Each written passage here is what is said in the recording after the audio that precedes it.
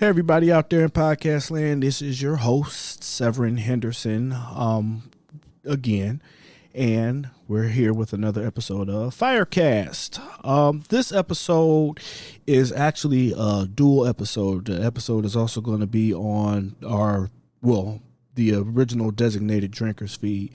That's another Department 3C production as well as this one. And that's the show, if you haven't checked it out, that is the show that's dedicated to spirits. Well, not even just spirits. We drink everything. We talk about drinking pop, soda, Malort, liqueurs, liquors, just everything. It has to do with consumption. We talk about it. We talk about the service industry, and the name of that podcast is the Original Designated Drinkers. And we just got on Apple, so shout out to our producers for getting that handled for us. Thank you very, very much. But this episode, it dealt with more mental health issues, and if it has to do with mental health, then I like talking about it. So I told the guest and Ambrosia, the other host, the main host of the show, I'm just the kind of follow-up guy, but I told them that I was going to take and put this episode on my podcast just to have some additional content. They said they were both cool with that. So the episode, we talk about Eris, the restaurant, brewery, and cider. And we just have a good time. The episode is about imposter syndrome, mental health within the service industry. And if you like it, you can check us out at the Original Designated Drinkers. As far as Firecast goes, if you have any information or anything that you want to give us, feedback that you want to tell us, if we good, if we bad, anything at all, our email address is info@department3c.com. You can check us out at www.department3c.com. That's the website where you can catch most of the blogs. And you can connect with me through most social medias at Department 3C on the professional level. And on the personal level, you can connect with me at IamSevy. That's @ IAMSEVY. That's where most of my friends and family, they call me Sevy. You can call me Sevy too. I'm with it. Just don't call me late for dinner. Anyway, offer us feedback if you have any. Connect with me on those levels, and I look forward to hearing from you. Thanks for checking out the episode.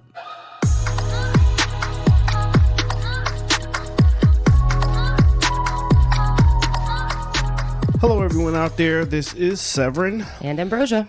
And welcome back for the first episode of 2022. I almost called it 2023. 2022 of the Original Designated Drinkers.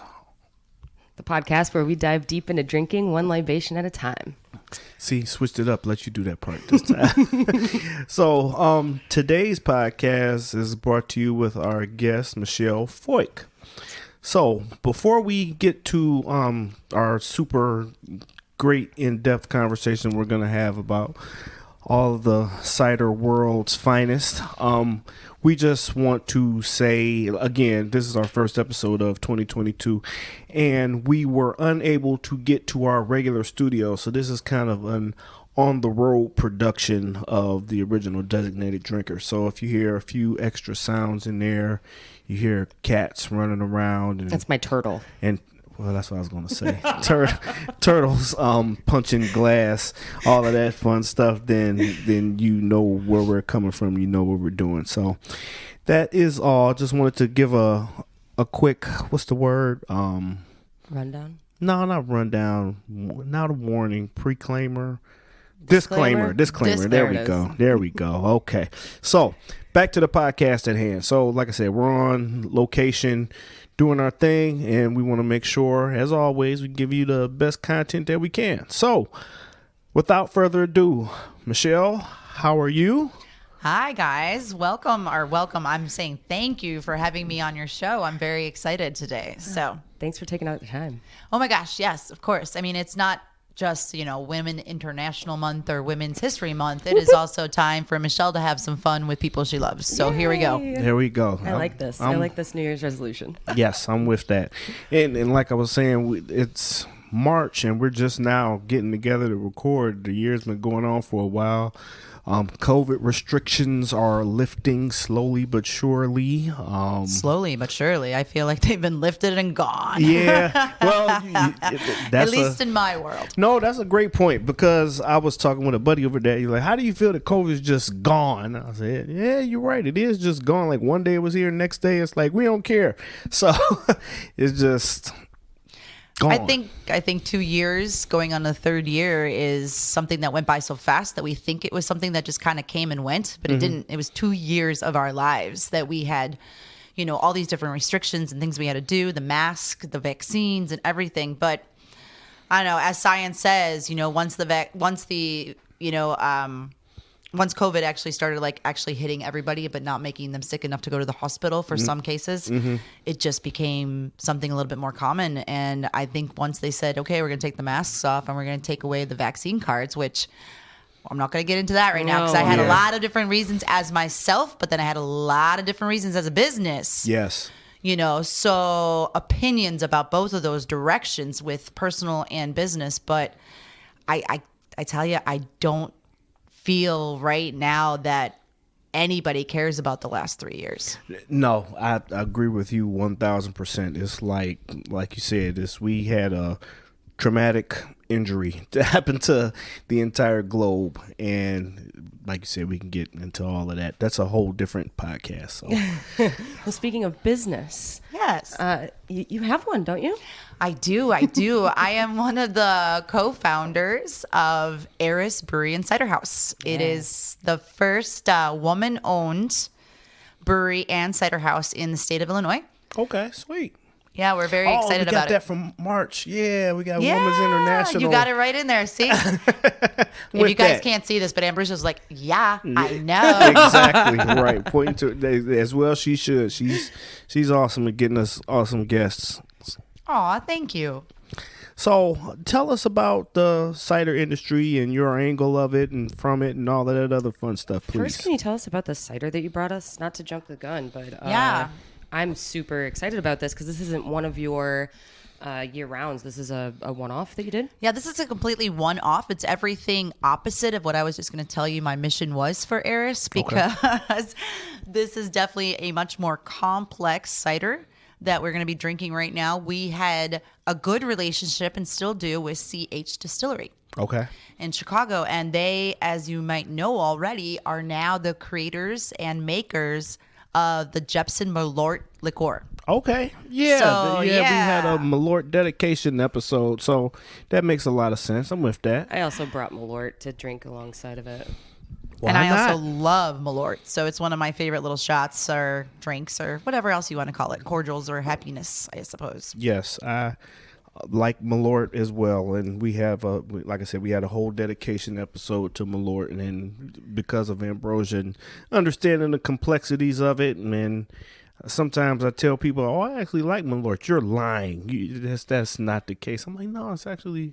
I get the same answer every time I say I like Malort. Everyone's like, you got to be kidding me. Like, how can you drink that? It tastes, they come up with these crazy ideas of what it tastes like. I'm like, have you actually ever tasted it? Right. Like really tasted it. It tastes like a flower pretty much to me. Grapefruit pits, right? Like grapefruit pit. Like I agree with you. I don't think it's as bad as everybody else claims it to be, but the Malort face is definitely a thing. It's so a I real get thing. it. It's just the first time you've ever had anything crazy like that. I've seen a lot of people make that face when they take their first shot of anything. I always capture that shot. So, yeah, but because of our relationship with CH, we had this amazing 2 years in a row now. Cheers.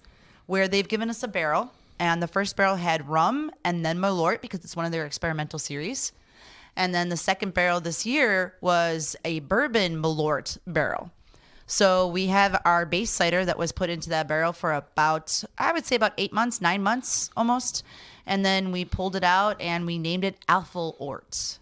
So that it was sold by the bottle for a while and now only at the pub. It's not something we sell out to the wholesaler or anything, but it's definitely a treat and fans really dig it. And even people that don't like Malort really like what the apple does in that barrel with Malort because it's just one of those nice complements when you're adding grapefruit or adding any other kind of fruit to your apple, So I really enjoy it and it's much different than the rum Malort barrel. Mm-hmm. That was the aroma on that was so much more ripened apple, like it was going to be sweet caramel.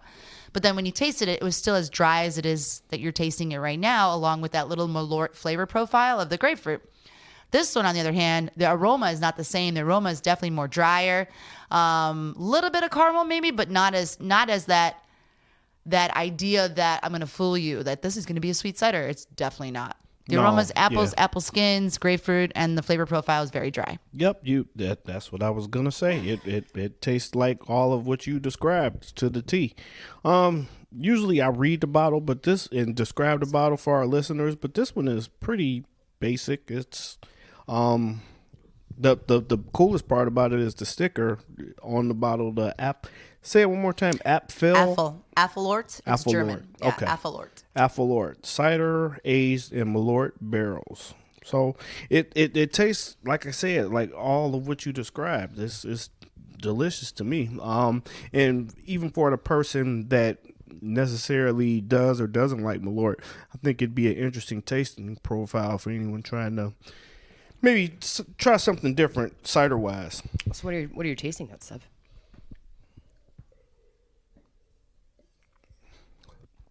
So for me, I definitely in that back end get the Malort-y taste. I taste that, but like you said, it tastes real fresh. It tastes like I'm still not good enough to know which apples are which, but it tastes like a bite into a fresh apple that you'd like go out and pick off a tree. Like the skin, the maybe a seed or two.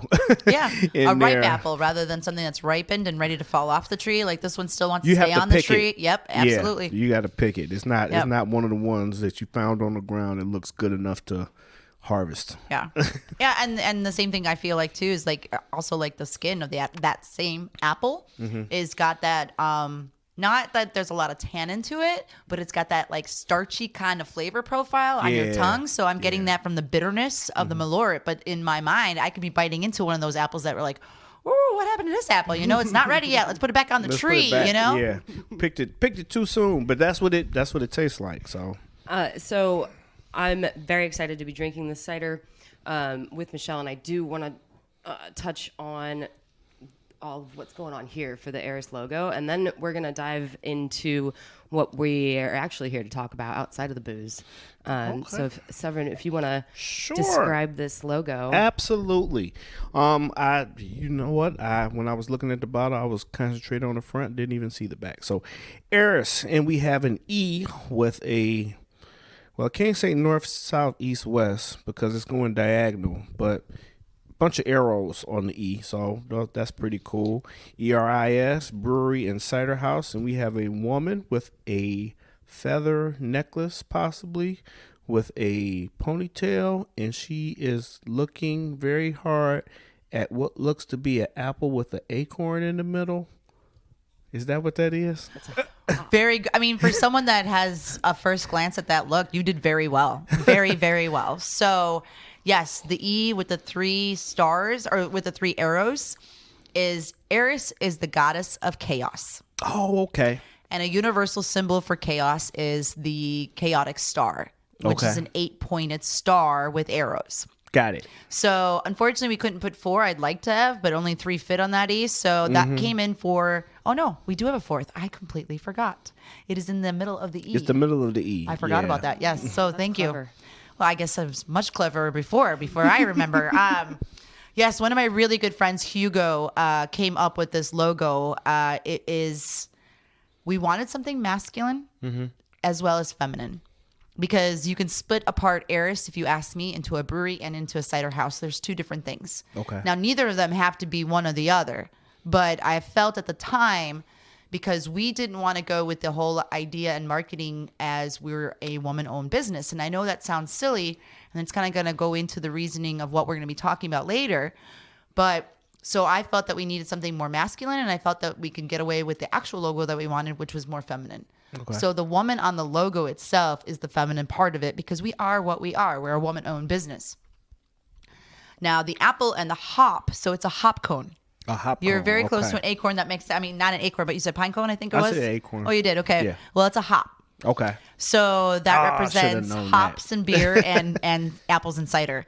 And yes, Eris is definitely looking at that. She's literally mesmerizing the apple. I feel it more like she's controlling the apple rather than the apple is controlling her or controlling the idea of her looking at it. It's like, no, she's controlling that thing right now. Yeah, you know? it's pretty. Yeah, because I can see that because it's floating and it's like she's making it float. So yeah, with that.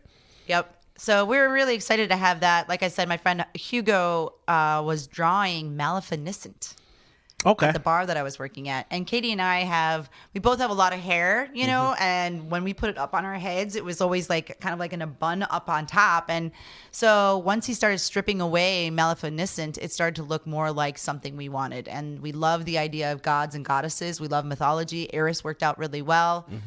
Part of the marketing for Eris was also taking, Eris was the goddess of chaos. She was not invited to a wedding where Athena, Hera, and Aphrodite were at.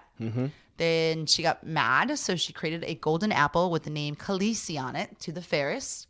And she threw it into the wedding and just sat back and watched as the three goddesses and their egos got in the way, caused a fight, and then demanded that one of them be granted the apple. And of course, the one that got granted the apple was Aphrodite.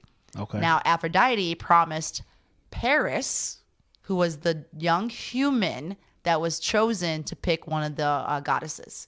And he was in love with Helena from Troy. So one mythology turned into a historic event is what Eris caused the Trojan War.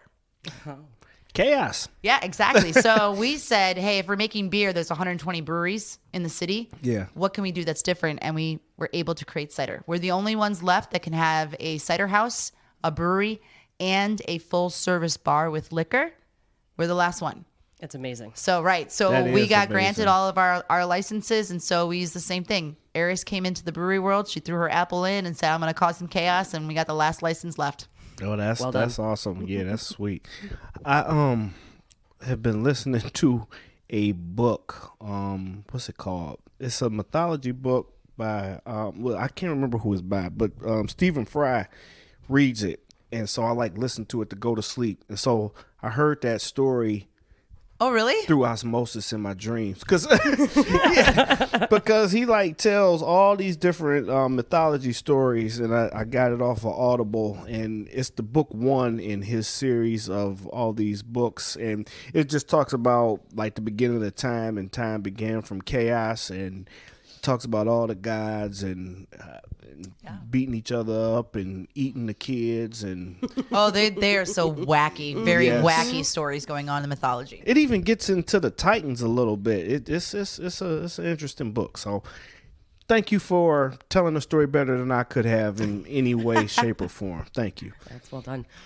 So today, Michelle and I do a lot in cider. Yeah. A lot. We represent cider. We try to represent cider no matter who we represent. We represent everybody when it comes to a whole of cider. So Yeah. give us the apples. Yeah. And so we were hanging out and planning Chicago Cider Week, which is going to be in June this year. Ooh, I'm so excited. And we got on to a topic of conversation that I think, and as Sev has said many times in this podcast and some of his others, is that it all starts with a conversation. And I wanted to talk today about imposter phenomenon. Phenomenon? So I was I did a bunch of research on this. You imagine that. Oh my. I know she made that pretty grand because I was like, I thought it was a syndrome, but no, it's a phenomenon. Yeah, I thought it was a So syndrome they're saying too. to not call it the syndrome because having it being placed on the person isn't appropriate because it happens as part of the system and the structure that we live in.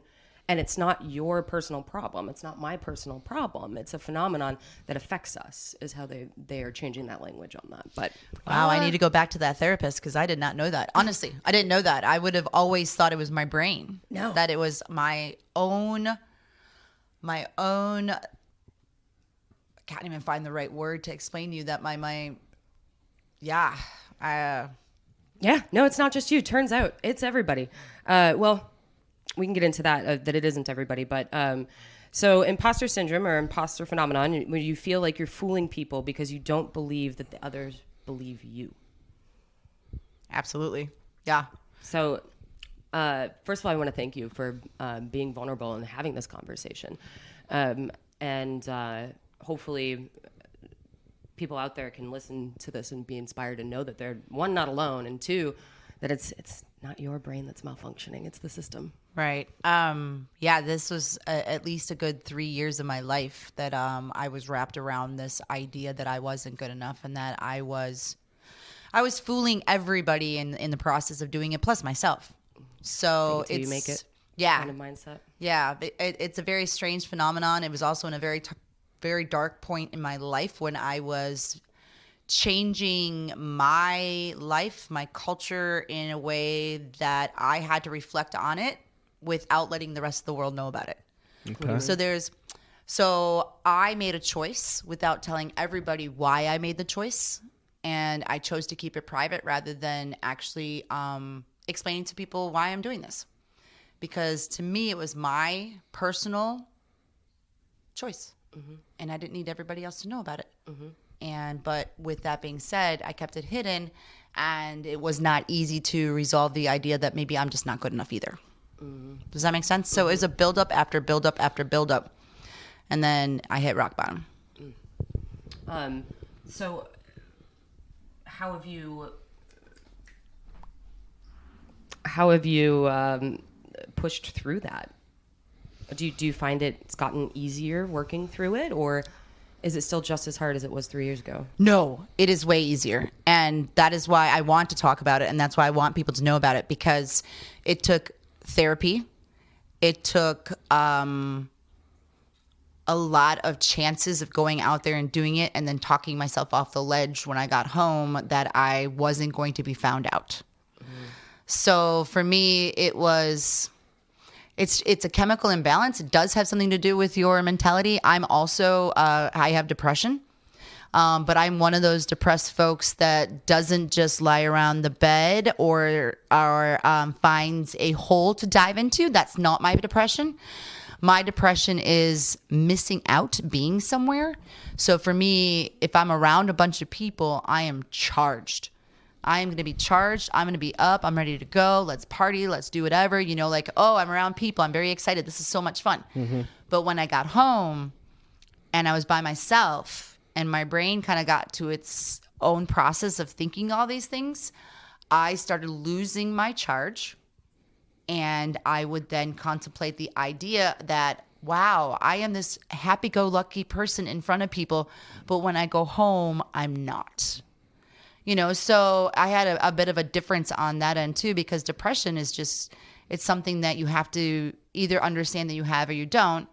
And it's either okay to go talk to a therapist or take medicine. Mm-hmm. And it was a long time before I realized it's okay to take medicine also on top of it. So I don't want to change the subject, but all these things impact imposter. No, you're not changing syndrome. the subject at all. I feel like it's very on topic. I don't want to sit around and disagree, especially when, like, I'm sure it's science backed and all your super research has gone into it. But I'm good at taking the blame and the brunt for a lot of things. And maybe that's just me. Maybe that's just my thinking of it. But I still think the syndrome with it being with the person is valid. I understand it's a phenomenon in the world, true. But I still feel like the syndrome part is a valid explanation or definition of imposter stuff. We can say imposter syndrome. If the point is how it makes us all feel rather than the terminology at the end of the day. Absolutely. You know what? And that's a huge point too, as far as the terminology, because you can sit around and argue about a word, what word means, where it came from, and everything else. And at the end of the day, it's how you feel. Really, it's just how you feel about virtually everything. So. But I also feel like it's how I feel about myself. That's why I tend to agree, because I feel that I thought it was something that I have done on my own. Well, with my mental health. So I would love to hear a little bit more about why a phenomenon, and hopefully maybe you can clear me up here, because I would love to connect the dots. Because like that's another thing about talking about this to freely in front of people is that you learn different things, and not until you learn those things can you connect dots. And if they connect, they connect. If they don't, they don't. That's okay too. But I think I understand the phenomenon theory. I think I do. And I'm just trying to put myself in that aspect of it, if it actually was a phenomenon for me or a syndrome for me. Yeah, I like that. So as far as the phenomenon goes, you can be researched. Cheers. Cheers. The research that's being done is what they'll do is they'll take two groups of people and they'll give one group of people restraints and they'll give the second group of people no restraints. And the people with the restraints performed more poorly than the people without them. And so like taking a test would be one of the examples on what they set up. And with the ones that were under this restraint was that they were told that this is the hardest test that they'll ever take and that everybody flunks it when they take it. And it's going to be really horrible. And then the other group, they didn't say that at all. The other group performed much higher on the test, whereas the group where they were told they were going to be set up to fail actually failed. That happened to me in real life. Yeah. Oh, wow. Yeah. There was a test that I had to take, and just flat out everybody says, yeah, you're not going to pass this test. Don't even worry about it, because nobody passes the test on the first try. So I didn't pass it on the first try. I didn't pass it on the second try. I didn't pass it on the third try. Was it because you got in your head? I got in my head. Well, the thing is, I just thought like I'm not gonna pass this test the first time, so why even sweat it? And I saw somebody else. I don't want to say they weren't smart, but they went in, and I'm not saying that. No. I'm just. They went in and took the test and passed it on the first try. No problem. No nothing. Just easy breezy. Here we go. Pass this test first time. And it was at that point in my life I said, I'm never listening to anyone tell me what I can and can't do on a test. I don't care if it's the bar exam mixed with the LSAT and the GMAT with a calculus test just for fun at the beginning. I'm not going to let somebody tell me that I'm not going to pass this test.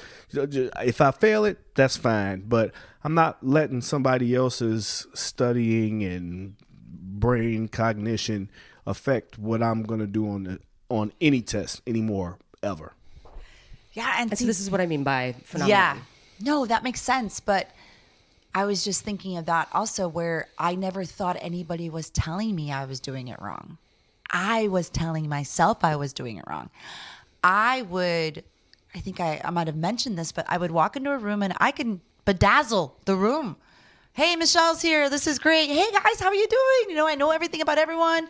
Hey, can you say a couple of words about marketing, because you used to be the marketing director of Goose Island over there, back in the day. And I'm like, sure. And I go out there and I say these things and everyone's just listening to me. And I'm like, yeah, I got them wrapped around my finger. I get home and I'm like, oh, holy shit. One or two of those people are going to know I was just talking out of my ass. Yeah. Because I was talking out of my ass. Yeah. That was the problem.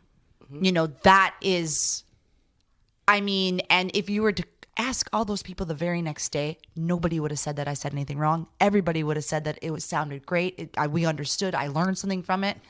Not my head. Yeah, I get that. My head was totally. Like, nope. Now you're going to have to hide, or you're just going to have to realize that people are going to be talking about you behind your back. Yep. And then what happens? My brain goes crazy again, because God knows I don't want people talking about me behind my back. It's crazy. Like, if I can't imagine if someone had a more severe case of this, how they would never want to walk out of their homes again. Right. Well, like you said, it goes along with the depression. It goes along with the thoughts in your head that aren't necessarily the case for the world to see. And it stinks and sucks to say, but people more times than not are more concerned with what they have going on to even think about what you said, really. They listen to, oh, yeah, she seems like she knows what she's talking about. And you're thinking, oh, yeah, they think I'm full of crap, and I am full of crap. And, oh, they really don't even care that much. And you care more about what you think they think than they think. It's almost like you have an ego that's so big that you don't realize that you really don't. Nobody cares. Nobody cares. Not enough people care about you to be like, oh my God, she's so lying out of her ass, and I'm going to talk about her all week long. Like, hello. But somewhere along the line, I ran into that, and I thought I was bigger than I was a little bit, but also not big enough to realize that, like, you're doing a good job. I just wrote a blog for a content marketing and copywriting class that I'm trying to pass. It's another test that I'm trying to pass. But I put up the first post and I failed it. I jumped the gun. I put it up. I thought it was good, and grammatically it is good, but it wasn't good for copywriting what they were looking for. So I took it again and got accepted. I reposted it. But inside of it, and I think the first one, not the second one, I have a line that my mother gave me a while ago. Those that, and I think I messed it, I might mess it up, but I'm going to try and get it right. But those that mind don't matter. No, those that mind matter, and those that matter don't mind. Yeah, that's it. I like that. Back in the day when you used to be on Facebook all the time, because I'm old, I used to put that quote up. It was that quote and also another quote that I think it was from like Dr. Seuss or something like that I felt really means something. And I think is that a Dr. Seuss quote? It might be. I don't know. I'd have to look it up. But I'm telling you that one. Yeah, we'll get our check it out. Yeah. But I mean, honestly, I think I love that quote because it's true. It is. It is so true. Yep, because people who actually care about you and know about you, they be like, oh, it's whatever, it's cool. And then the people who are insignificant in the whole grand scheme of things, if they care too much, it's like, well, that's on you. Here's my question, is that what if, so in this scenario, you go up and you speak about marketing. Yeah. And you go home and you're like, shit, somebody's going to figure me out. I'm a bag full of shit. And then you talk to somebody that was there in that room and they say, no, I'm also in marketing. Everything that you said was valid. You were correct. Is there any amount of convincing that can happen to alleviate that feeling of imposter syndrome? I believe so now, but back then, no. No. Yes, right. I agree. No, back then, no. Yes. For those 3 years where my life was just everything in my brain and head, no. I mean, yes, it'd make me comfort at the time, but then I would just kind of like, it would fall out. It'd be like someone brought like a whisper in my brain. It said, oh yeah, and it made me feel a little bit better. And then all of a sudden one day it just went out the ear and I'm like, back to where I was. Yeah. I know that question was to you. I was going to answer it for you. I'm so sorry. Okay. But no, It's true. when it is, because when they say it to you, you think they're being nice. So it's like, oh, they're just trying to be nice, but they. And then know. I don't want anyone coddling me either because I don't really want you to know that I did. Like I was worried about it, So, yeah, it's that twisted spiral of depression that you have and with the imposter idea of it all because 3 years. I would say it was about 3 years. And to top it off, I added the alcohol. So of course you spiral on top of that when you start adding alcohol to depressant. help. Yeah. To help alleviate the pain or help make the night much more fun. It's a coping mechanism. Absolutely. And it's not the best coping mechanism. It's not a positive coping mechanism because it feels like I'm talking to myself. But hi, welcome. But it's right, all too true. Looks like a lot of the studies that that are done and being done on it, and there are some folks in this line of field, Kevin Coakley and Rose Clance, if you want to look their studies up and their books on it. They're great resources, but they're finding that high achieving people are more affected by the imposter syndrome. And they also haven't run too many studies on minorities versus majorities, which I'm really interested in wondering if it is something because of how you were raised in a minority, like being raised as a woman. Yeah. How that can affect it. But you guys all laughed when I said high achieving. Is that because this is the second time I've heard this? Yeah. And then right away that's a little of the syndrome coming out because I'm like, high achieving my ass. But, I take a look at what Eris is.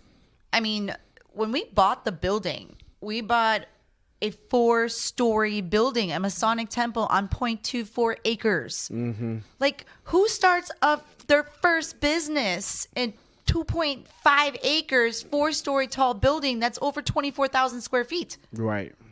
But at the time, no qualms. Yep. I didn't even go, no imposter syndrome there. I just don't think there was a syndrome anything. It was just like, oh, this looks like fun. Let's do it. It's a challenge. It wasn't until we opened the doors that I said, holy shit, what do we do? Because now we got to operate it, and now we got to make money to cover the costs that we just had, So, yeah, I understand the high achieving. I think I do, because there is a point where you want to challenge yourself for everything that you don't realize how far you're challenging yourself. You know what I'm saying? So high achieving, high anxiety, but in a good way does make sense. But, I mean, if you didn't have all of us high achieving individuals, then we wouldn't have the great things, and we wouldn't have the great place that is Eris. Absolutely. If you weren't. Yep. We wouldn't have Eris. And then I'm just even thinking, as if I can go and be selfish, I wouldn't have had half of my bucket list taken care of by the time I was 32 years old. Well done. I know. Crazy. I don't even know if I have a bucket list. What? Maybe I should get one. You don't need one, but it's a bucket list. It's always just kind of fun. Has anybody asked you the one thing that you want to do before you die? Do you have something? No? No, nobody's asked me that. Never? Somebody's had to have asked you that. No. Okay, well, we're asking you now. There we go right now. Give me We're 2 asking things you you'd like now. to do before you die. And that's not 2 things you'd like to do. If you knew you were going to pass away 2 days from now, what would you like to do? And don't worry about the time. If you have to travel somewhere, we'll get you there somehow. You're going to have to come back at the end of the episode. All right. Don't worry about the money. Don't worry about Nothing. It's just, yeah. All right, think about it. Yeah, At the end let of me this think about cycle, at the end of this, we're going to do it. We're going to ask you that question. All right. I'll think about Mine it. constantly evolves. One day is one thing, and then the next day is something totally different. I'll give you one right now. These people are going to space like it's nothing. Yeah. Okay, yeah, there it is. There's my bucket list. And I wanna go to space. that is definitely on mine. But I don't know if I'll achieve it. But I mean, if William Shatner is next to 90 and he's going to space, I think they should let Lil Sev go just cause. I mean, come on. No, Yeah. that's a great one. When I was younger, I wrote a report about Tasmania. And so when I was younger and people would ask me, what would you like to do before you die? I'm like, I'd like to go to Tasmania. And? I have. How I've was been it? to Tasmania. I was there for 2 weeks. It was fantastic. We flew into Hobart. We stayed with a friend's friend. We had a house there. We ate fresh fish off the pier in Hobart, and then we did the entire island. We slept in a car one night. I jumped out of a plane in New Zealand. The things that I set on my bucket list was very small. It's not something that I say, oh my God, I have to do all these things. But just as a little kid, I remember telling everybody I'm going to go to Tasmania and I'm going to find the Tasmanian tiger, and I couldn't find that guy yet. There's still time. I still think he's out there though. So another question that I have, so the fear of being a fraud hasn't prevented you from doing anything as far as I can see. And so is that fear of being a fraud holding your potential, or is it just something that you're beating yourself up with? Very good question. I think that I beat myself up with it. I feel like that's the route I go because it's easier to beat yourself up rather than not make myself move. I don't know how not to move, but sometimes I make decisions because other people are making them for me. And instead of saying no, which is not the fraud part, but sometimes I get myself in situations that I don't want to be in, and I should have just said no in the first place. Just because I go with people, and I don't think of the consequences, nor do I think that it's ever going to be bad. But if you're talking about just the fraud aspect, it is me. It is solely me beating myself up on something that's not real. Yeah. I'll give you a good example. You know what? Honestly, sales. Okay. So that is something that I'm supposed to be doing for Eris right now. That is my department. I am finding every which way to stay within the 4 walls of Eris rather than doing my full-time job in sales. when I was working for Revolution, I was doing sales, but it came very easy. I had 50 accounts, and they were all because they called me because they knew me from Goose Island, and they knew that Revolution was the new hottest thing, and they wanted it. That speaks to my anxiety. I hate calling people. I despise it. It like gets me. I can do it if I have to do it, and I'm actually decent at it, but I just don't want to. Like you said, when you said people call you, yeah, you can call me and we can talk and do everything else. But if I have to call and initiate, leave me alone.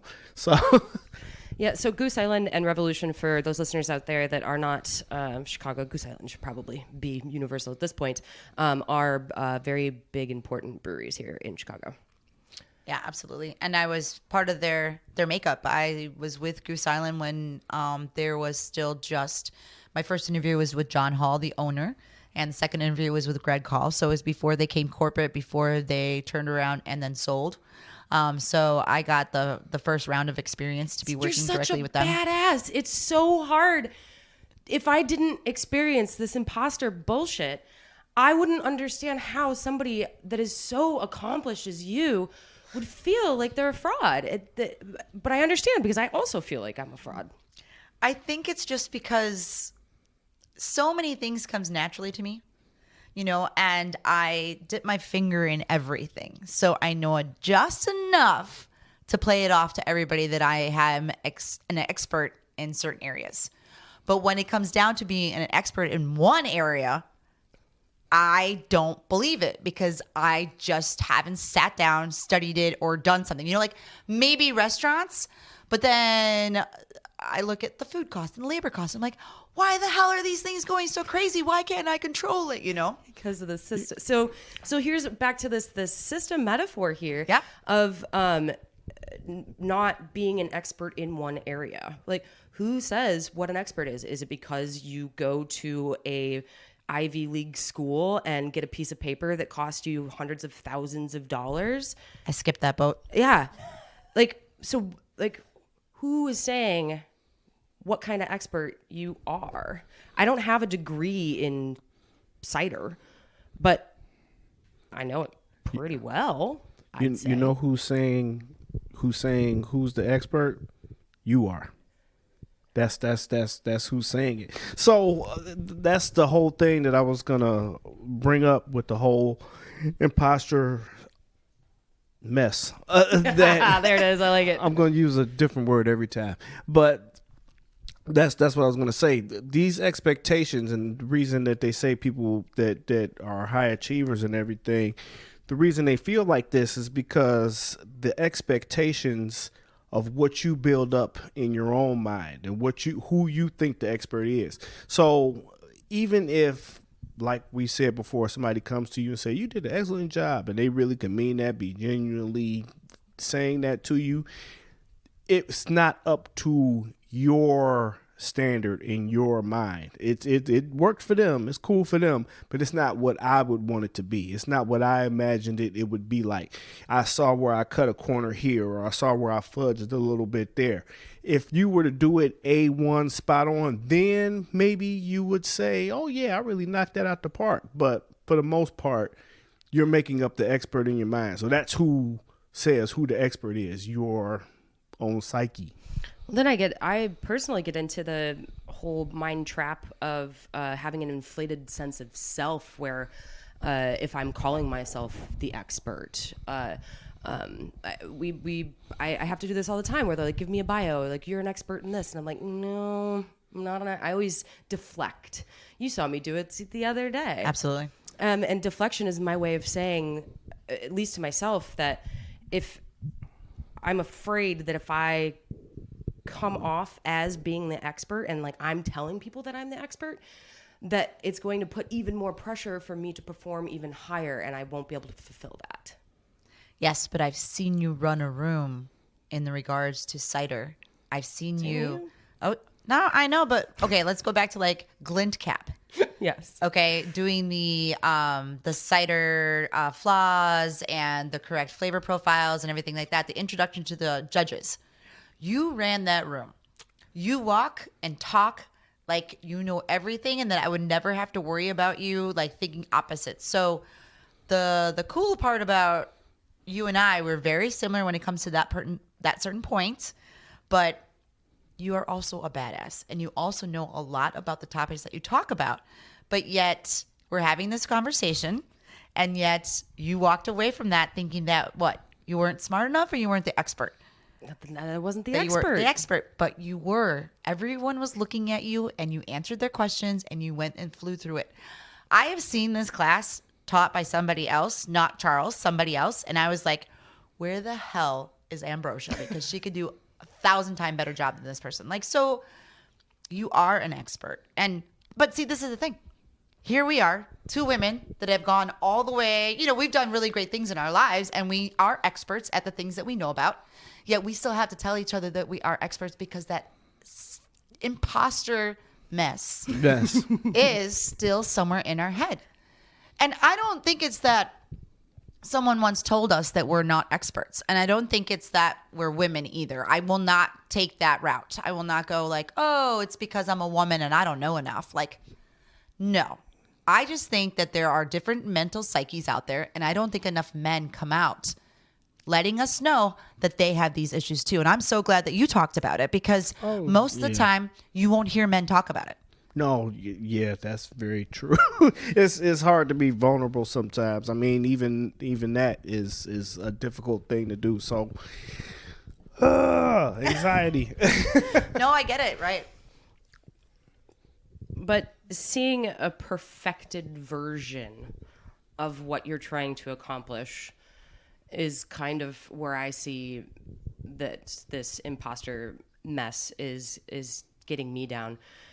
Is that in my mind, like Sev was saying, it's internal, and I see this ultimate end-all be-all of what an expert would look like, and I'm not that. So I feel that everybody else thinks that too.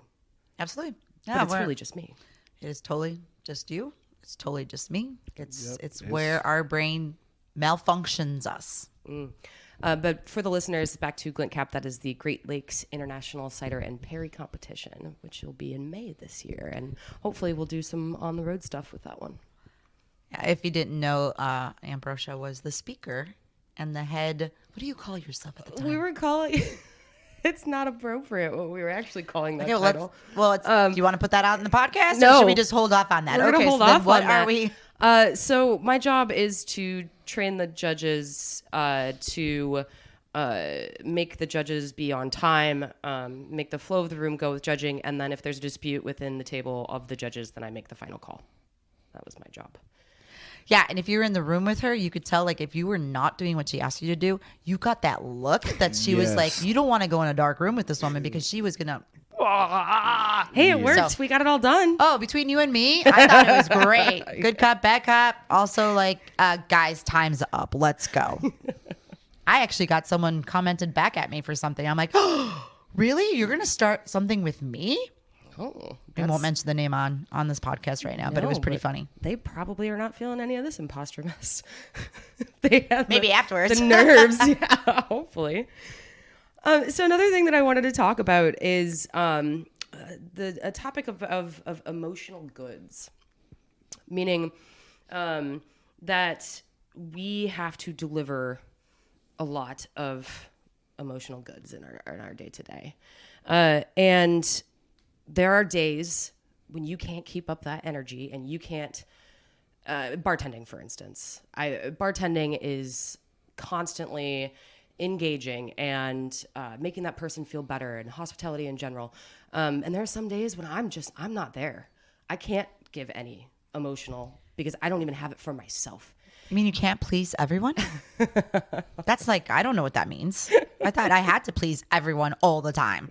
Right. And so I find myself when I can't deliver on those emotional goods, that I find myself I'm being fake. Like, people know if I give you a bartender laugh, I've gotten called out from many of my friends, like, that was a bartender laugh. You are not actually laughing. And that fakeness just kind of amplifies my imposter mess of like, oh, they figured that out, and if they can figure that out, then they can figure out all the rest of my faking it till they make it kind of mentality that I'm doing. And have you ever experienced that? But see, that's kind of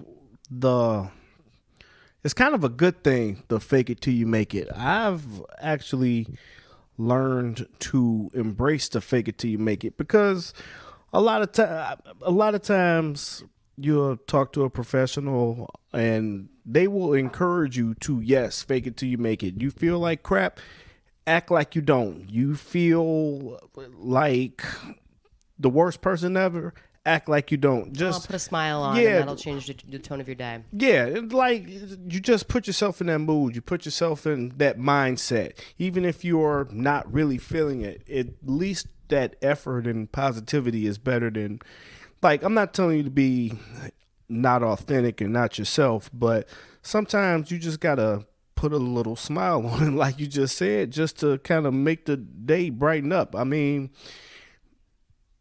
I didn't want to like super go into this, but no, you're okay. If you don't mind me interrupting. Go ahead. So I am the worst at telling people at work, oh, just smile.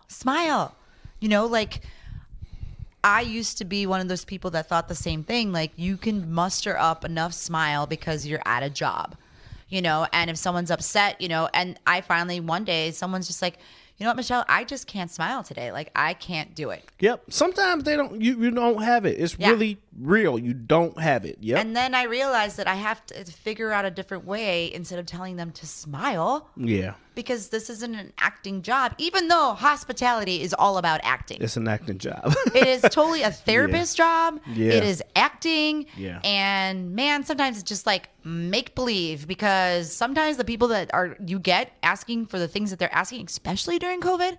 Yeah. This is the first time in my life I'm going to say the guest is not always right. No. And I used to live by that. I used to try to be accommodating to a ridiculous point where, you know, part of my dignity was gone. And now I just won't do it. It's very hard. Life has changed in the last 3 years. But I also know that I can't tell my staff to smile anymore because it's not really fair. You got to figure out a different way of doing it because life is just not that easy sometimes. Well, yes, I 1000% agree with that. And I've heard and read a lot of times, especially for women, and I get the opposite the all the time, but women are like, don't tell me to smile. And like a guy's like sometimes guys like trying to hit on them and say, hey, this is a different story. No, I'm saying they just say smile, and I don't want to smile. Okay, yeah, I'm sorry, didn't tell you to smile. That's not my thing, telling people to smile. But what I was getting at is, like I said, I didn't want to super bring it up, but I got to bring it up anyway. Just world conflict and things that are going on in other countries and other places. And you and me and Ambrosia talked about first world problems all the time. And things suck. We have family members that leave us suddenly and early. We have things that happen to our kids. We have things that happen to good friends of ours, things we can't control. But at the same time, we're sitting in a closed, we got a roof over our head. It's heated. It's heated. We're not like sitting here starving and shivering. We're doing a podcast. Right. And sipping on cider and Malort. Like, come on. Like, I don't know how more perfect it can be. That's what I'm saying. It can be bad. Stuff happens. Stuff sucks. I'm with that. I'm not trying to discount anybody's ailments. You get sick, everything else. But at the same time, sometimes you have to look at the good things that you have going on and be thankful for. And that's what helps me a ton. Because, like, sometimes I'm sitting at work like, why am I even here? And where could I be other than here? And then I think of good places on the beach, or I could be sitting in a gutter somewhere.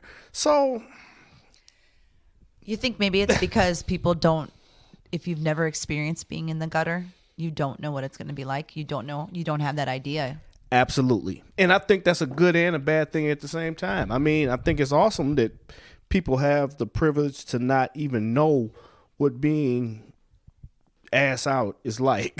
Yeah. I think that's awesome. That's great. But at the same time, that makes people not appreciative of the awesome stuff that they have going on. Absolutely. I mean, one of the things that I that's not a pity party at all, but when I was going through the imposter syndrome was also the same time when I hit rock bottom, when I was also drinking a lot. And I remember I was dating somebody and I was really drunk and I had said, well, the only reason, it was something about the only reason that I'm not doing this or that is because you're in my life. And I also drove home drunk that night. And it was very clear that I was going to get broken up with the next day because I cannot be saying someone else's life is worth more than my own. Yeah. And like for me, by the way, I've had alcohol problems my entire life. I probably am at one of the best points I've ever been in my entire life. I've never stopped drinking. I have taken time off of drinking and I don't need to drink. And I remember very clearly during those 3 years of the imposter syndrome and my mental illness that I said to my therapist, I went there for her. She's an alcoholic therapist, also a couple counselor. And she told me that I needed to stop drinking. And I told her that I can't stop drinking. I don't want to stop drinking. I work in the industry where I'm in beer. I'm in, all these things. What I need help from you is I need to control it. And she's like, okay. And I said, if we can't get to that point, then I need to find a different therapist. Oh wow, you dope. Well, and that could have. You told her exactly what you But wanted. see, that also could have been. badass. But it also could have been during the time. Like I know I needed help. Yeah. But I didn't know what type of help I needed. But I just knew that I wasn't going to stop drinking. Right.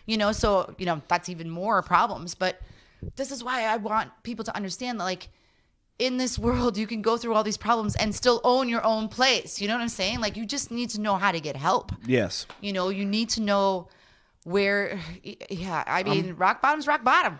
You got to start growing up from there. I'm telling you right now, I'm stealing this episode. It's going to be on my podcast too. Because this is what I talk about a lot on my podcast. Yeah, let's Department 3C. Well, no, it has a new name now. Oh, great. But Update us. Firecast. Firecast. Love it. It's just the name of the podcast now. Firecast is a Department 3C production.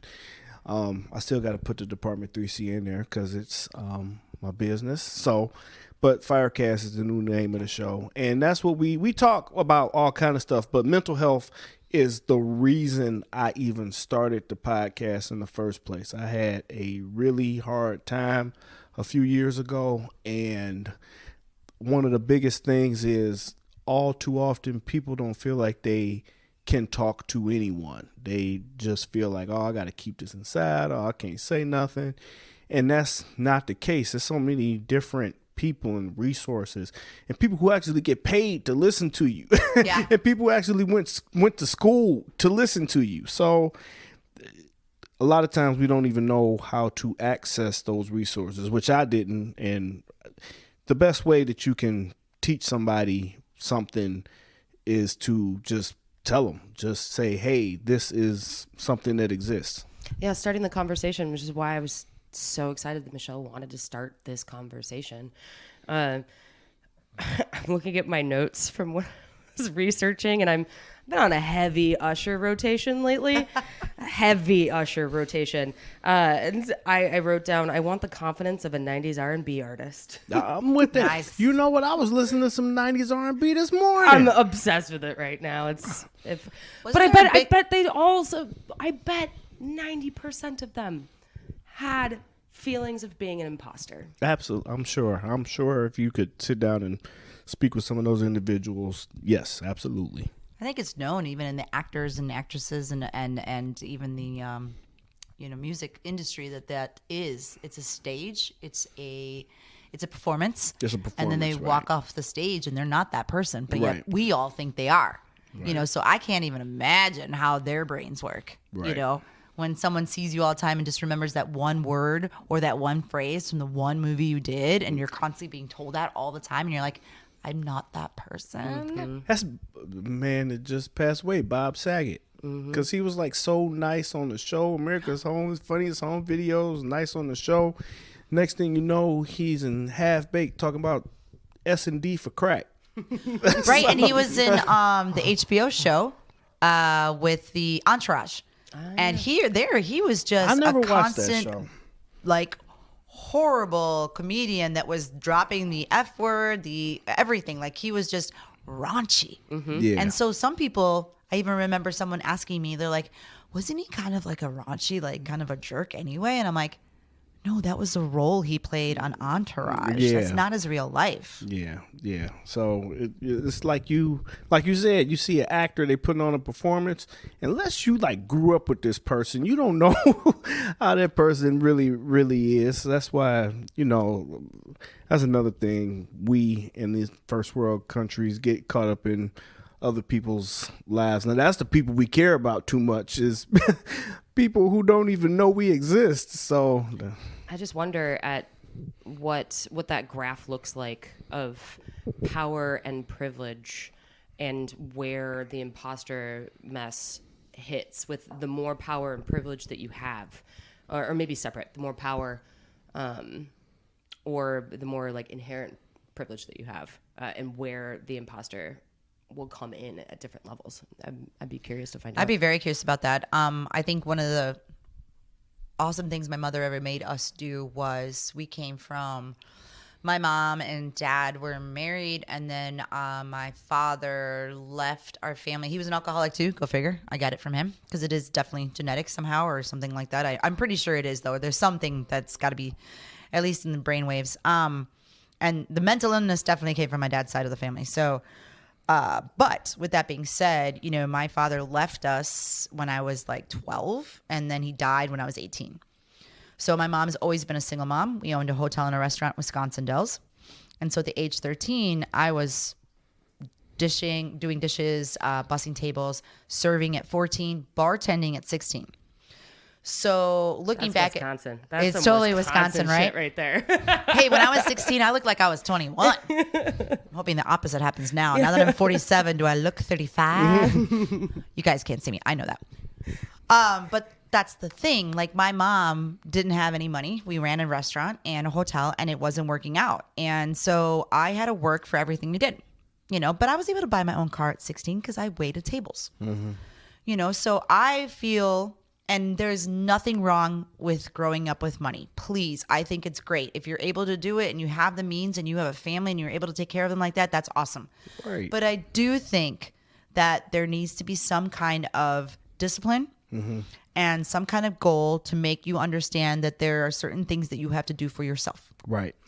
And when I had to pay for my own college and get my first job, for me, it was, I worked for everything I've done. My first job paid me really well. I worked at TGI Fridays in Bedford Park. Nice.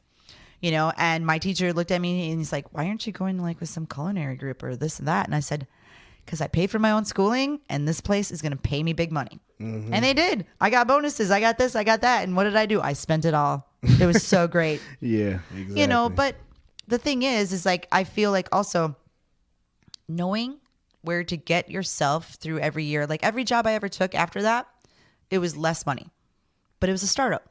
Right. So like, I know I'm humble. I hope I'm humble. I think I'm humble. See, I almost had the imposter thing happen, right? Almost did it. I feel like I'm humble. I want to help other people and things like that. So like for me, it's the thrill of the game and it's getting to where you want to go. But I think everyone needs to be an experience of some sort to be able to achieve what you need to achieve, but do it with work. Whether it's mental work or physical work, you have to get there. I think it's just a good thing. And I don't have children, so I don't know if I'm just talking now because the malort is hitting me or not. But I feel like if you give yourself a goal to achieve something that you've done really hard work on, whether it's art, whether it's a business, whether it's, the way you work, as long as you can see that achievement there, then you understand it. But if someone's just giving you something all the time and you don't actually have to work for it, I think it's a little tough to understand how other people go through life. It is. Like you said, how do you know about being in the gutter unless you've been there? And then, you can look at it enough times and say, ooh, I wouldn't want to be there, but unless you sitting there. So it's the same thing with work. You can't just receive everything and expect to know how to just turn it on when you've never had to turn it on, the work ethic. COVID taught me that. if nothing else in my life taught me that, COVID taught me that, because I remember that week when everyone's like, this is going to get shut down. That was exactly 2 years ago. Right now. It was right now. Exactly 2 years ago. Yeah, because I just flew back from DC after doing a Calvados women's class at Ancho, and it was right now. Right. Are you listening to her? Yeah, exactly. After I got back from DC doing a Calvados class at Ancho. Yeah. Badass right there, sister. I'll take it. All right, good. But yeah, so 2 years ago. So COVID has taught you. Well, it not taught me. What it did to me at that point in time is scare the shit out of me. Because here we just bought a bunch of food. It was St. Patty's Day weekend. Oh God! Oh my God! We're so ready to do St. Patty's. It was Saturday. Sunday, I ended up letting go of my chef. So that means I would have to be the chef at the time. Oh, I remember this. And Monday was the last day restaurants were going to be open. And Tuesday, they closed the doors. Mm-hmm. And I'm like, what? And Tuesday is our payroll, or Wednesday is our payroll day. So the first batch of payroll goes out the door. No money's coming in for the next week. The week after that, PSL. We want to pay. We want to do something for our employees. Can you say what PSL is? Yeah, it's paid time or paid sick leave. Okay. And at the time, some people don't have that. So. I know. I'm sorry. No, yeah. It's good. And you know what? We did a lot of things above and beyond. So we made sure that our staff got their PSL, and then later on they ended up amending the law where if you are a Chicago, if you work in Chicago as a business, you had so much PSL that you had to pay, your staff. And we did it because, of course, everybody said it's only going to be a month. Yeah. And so here I'm watching the bank account go down and down, yet I still want to take care of my employees. They emptied out the entire fridge because this food was going to go bad. Yeah. So they still came over. They packaged anything that they could that was perishable, and they took it with them. And, a week or two later it goes by, and we're like, what are we doing? What's happening? We've still got bills to pay. We still have these things rolling in, and there's nothing refurbishing that bank account. So at that time, did you have time to think about being an imposter? No. There you go. No, I have to say at that time, I was not an imposter. I didn't even once feel that way. My heart turned to, holy shit, how are we going to take care of all these people? And how are we going to take care of ourselves? And are we going to have to shutter? Yeah. I think that's why I stay so busy. So I don't have time to think about doing anything. Oh, I'm 100% guilty of it. Yeah. Absolutely. I'm a right workaholic, with you so guys. I don't have to think about it because being vulnerable is scary. And that's something else that I wanted to touch upon is the vulnerability of admitting this, having the conversation. How did you get to the point where you were able to be vulnerable? Well, I have very many different levels of vulnerability. Say the word. Vulnerability. Thank you.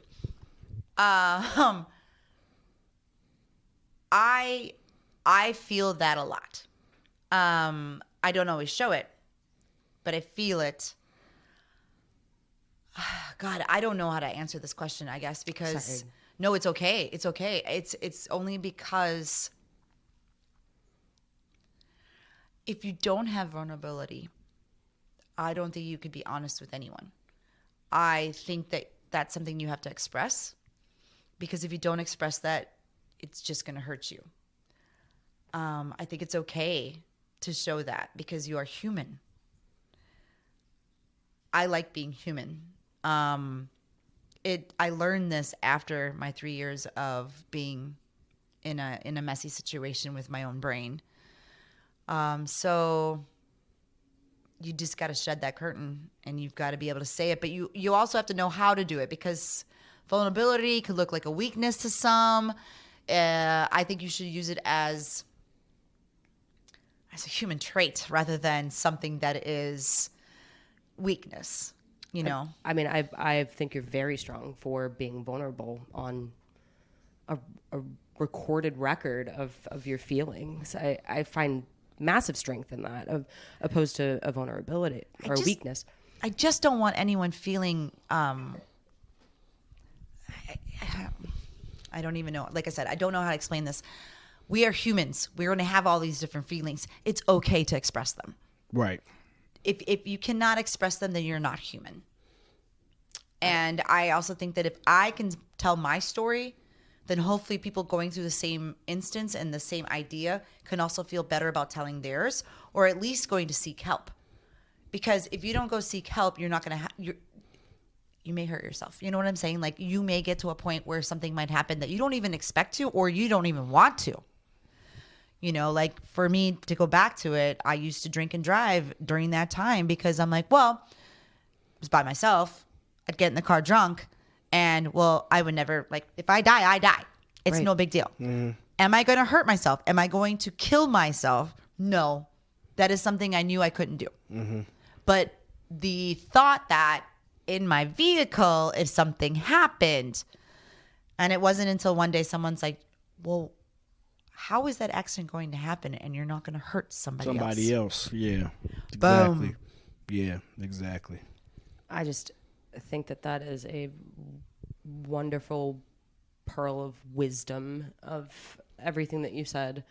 Of it's important to realize and be vulnerable, or you're gonna hurt somebody. Hurt someone or yourself. Hurt. Yep. Somebody gonna get hurt. Yeah. And not in not in the mom way. Right. And sitting here too, like being that imposter syndrome, I'm kind of like, oh shit, people are going to take pity on me. I don't want you to take pity on me. And that's the big thing too, is that I think people have to understand, because I'm telling you my story is not because I want you to take pity on me. It's because I want you to get help if you've had the story in your own brain. Yeah. If anything that is being said kind of relates, and you say, I kind of feel like that too, especially, most times in the podcast, you're sitting around listening to it by yourself or in the background while you working out, washing dishes, cleaning the apartment, whatever you're doing. If you resonate with anything that's being said, know that you're not alone. And there's ways that you can find somebody. Like I said, there's people who have went to school, get paid. There's people that do it for free. that will listen Absolutely. That will listen to you. Yes, Well, they're not free, but I mean, I understand what you're saying. But when you get that $500 bar tab, I don't know. I'm going out with you if you got a $500 bar tab. well, not by myself. I bet the three of us Not can do a even- $500 bar tab. Well, not if I know the bartender. We can knock that down a bit. True that. But I mean, you're sitting here.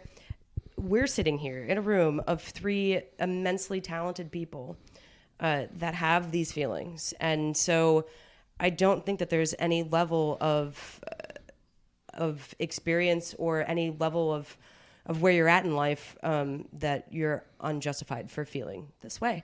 And I would really like to do some research on some places to get help and reach out, and some more resources, if you would, to read more on the subject. So stay tuned for that. With that, Seb, do you have anything else that you'd like to bring up on the show? Just that. Again, this is the first episode of We're diving in. 2022. No, just that's It's a pretty all. intense Welcome episode. 2022. You know what? Right. I think it's appropriate for 2022. This couldn't be any more perfect. You know Right. what? It's kind of like a reset button on the world. I mean, we have, like I said, we all have mental trauma from the past 2 years in some way or another. Like even thinking of my little kids, my daughter, she hasn't been to school without a mask ever. She doesn't even know what that's Wow. like to go to school without a mask. So when that changes, it'll be a whole new world. They were on virtual school. Now they're back to regular school. School got shut down in between everything else. So, like I said, it's kind of like a reset button for a lot of things. Just the entire global climate. And not saying that we wanted that to happen or it should have happened, but it did in fact happen. Everybody got screwed. So, Just a thought on your other podcast. You should probably interview your children. I did that before. I'm going to interview them again. That's one of 'cause I my was just favorite thinking- episodes. And then go to a year later and see how they think about the same questions. Just make sure the questions are the right questions, and then ask them the same year or a year later. Because I agree with you. I am very interested to see how it has changed the world for anyone that is between the ages of first grade till fresh or senior high school almost, because they got stripped of a lot of things Yeah. that we normally have had in our past lives, but yet some of them are actually thriving Yeah. off of being virtual because of the different mental health issues that all these kids are having, whether it's anxiety or, there's so many, I don't know, but Sensory. It's just, I like virtual to an extent because it was almost like I got to go to open house every day without having to be there. I could like hear what the teachers were saying, hear what the kids were saying, hear how they were interacting, how they were learning. And then my other daughter, my oldest daughter, she was valedictorian of her class and didn't even get to graduate. Had to give a speech. They made her pre-record the speech. And then they edited it, and so that wasn't cool. It just was whack. So like, everybody got screwed in one way or another. well, congratulations to your daughter. Yes, absolutely. Valedictorian, that's huge. Yep, we are She proud going to of college? her. She's in college. She's going back to college because COVID messed her up again. So. It's On our next episode. it's a huge mess, but like we were telling her, everybody, it's not just you, everybody got screwed. So I don't know if that's a consolation or what it is. The whole world is in chaos. Yep, the whole world. Speaking of Oh, chaos, that's just how we started. bam! Well done. Where you. can we find Eris? You can find Eris at 4240 West Irving Park Road, Chicago, Illinois 60641, in the old Irving Park District. It's a beautiful building. You did such a great job. Old Masonic Temple turned into a Korean church, then turned into a woman-owned and operated brewery and cider house with a full-service restaurant. That's so dope. So outside of going to that physical location, can you find your products in and around Chicago? Anywhere else? Absolutely. We have some canned products of our ciders, which we actually didn't really talk about too much, but that's okay. I don't mind because we had this great conversation about everything else in the world. Mm-hmm. But yes, so we have 4 brands in cans right now.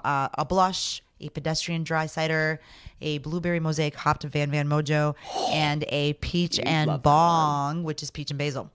These are 12-ounce cans, and they're located at like Binny's and Trader Joe's, and then also so many independent bottle shops. Shout out to the independent bottle shops. Absolutely. So we're very lucky to be able to keep the business going during COVID because we had the cans and the support of our community. Absolutely. Sev, you are That's the going other to thing. love Van Mojo. You're going to love Van Mojo. I can't wait. That was the other sweet thing. People was like getting drunk in the crib, but like by themselves, like. Funny, I did the exact opposite. And now the gas is going up. People be driving less. What, $7 an hour? A gallon. $7 a gallon? Yeah. So COVID is just working. You got to take those lemons and turn them into lemonade. Who taught us that? Oh, I don't know. Beyonce. Oh my God, Ambrosia, you failed I thought me. you were talking about the origin of Women the phrase. rule the world. Oh, No, I was Beyonce, just- if you're listening, I was just talking about slide into my DMs. Queen Bee. And on that note, thank you so much, Michelle, for coming out and starting this conversation and letting us taste this amazing cider. I'm so excited. I just love everything about Eris, not only just the building, but the playfulness and the not taking yourself so serious. And like, you put glitter in your fucking cider and it was delicious. It was gorgeous. Oh but my God. I love it. It was so much fun because I'm around so many amazing people that make ciders that are traditional ciders that, reflect the apple and all of this fun stuff. And one day we were just talking about what Eris is, and we were like, well, our birthday is coming up, so we wanted to do this cider called Punks, which is the reason why we use Punks is because our birthday's on Groundhog's Day. So it's Punxsutawney Phil. Thank you. Punxsutawney Phil. Correct. And so we use the word punks, and you could take the word punks and flip it upside down. So our bottle that we made for this, we had glitter in it. So you would purposely flip the bottle upside down. The name didn't change. Flip it back up. So the glitter goes into the bottle, and then you poured it out, and you had all the sparkling glitter. And it was pineapple upside down cake. Pineapple, cherry, and vanilla. If you're into I exploring, thought I was like a good marketer. That is like marketing genius. Like, Thank you. I thought I had some good ideas. Those are phenomenal. The only thing I can think of is like a Dave Chappelle thing. If you drinking glitter, do it make your pee pee twinkle? It does not make your pee-pee twinkle. can confirm. And I was checking to make sure that the poo-poo didn't have it either. And I did not see any of that either. That only happens when you eat diamonds. That would be very sharp going through. I'm just saying what the man said. Make you. I hear you. I saw that. Yep. Make your poo poo twinkle. So. So if you're thinking about getting into cider, you don't know where to start, Eris is a great place to start because there is something for everyone. And no matter what flavor profile you like, even if it's not cider and you try some ciders and you're like, no, they've got beer and spirits and beautiful chaos. Guys, thank you so much for allowing me to be on this podcast. I really appreciate both of you. Absolutely. So, with all that being said, with this extra super duper dope long podcast, let us know if there's anything else that you would like to hear from us. Anything that you think, because we love feedback. So, what libation should we dive into next? Comment, ask questions, anything at all, and you can reach us at designateddrinkerspodcast@gmail.com. We're on Instagram at Designated Drinkers Podcast. We're on Twitter at Drinkers Podcast. And we are on Facebook. Yeah, because of me. Well done.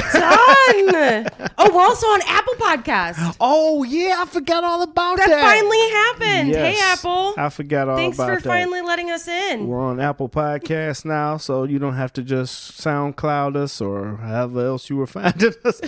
So So when are you guys doing the TikTok? I have a TikTok problem. I can't. I'm not allowed. I have a complicated relationship with TikTok. I'm hoping TikTok goes the way of Snapchat. It won't. And It won't be a Vine. It won't be a Snapchat. It's here to stay. well, Snapchat's still around too. I mean, I'm 47 and I use Snapchat, so hey. I have a complicated relationship with TikTok. That's you, Sev. It's hard enough for me to keep up with 3 podcasts, a job, 3 kids, 4 jobs, Like, how many businesses?